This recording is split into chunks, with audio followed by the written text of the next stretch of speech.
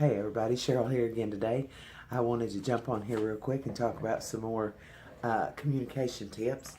And today I wanted to talk about when you get to the end of a service, after looking at a picture, having a thorough consultation, and the client is not happy. Looks just like the picture, but she's not happy.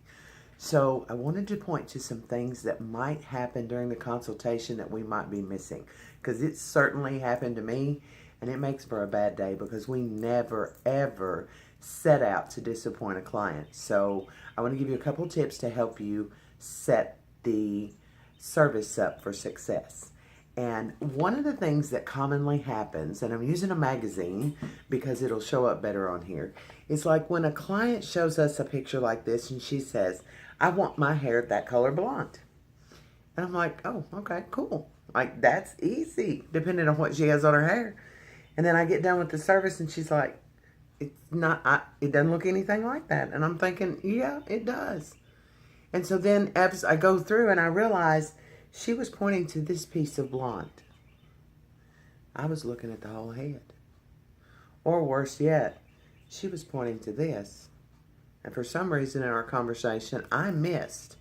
I didn't clarify what was going on here. Or there's another scenario there. I look at this whole thing. I think she's talking about this whole thing. She's only talking about the blonde.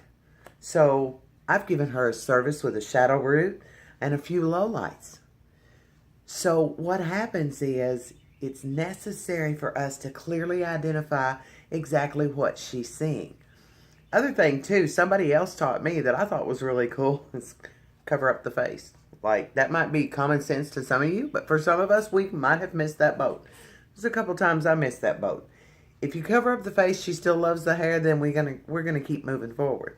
If you cover up the face and she not real happy, or you can see the look on her face like, I don't know about that, she might be looking at the face. She might even not be looking at the hair because that's how she wants to look, because that's how I want to look. But at any rate, so that's a key thing, is to point to and make sure she understands I'm looking at this whole picture. And if you're looking at a specific part of it, point to me what it is or anything on it that you don't really want in your hair.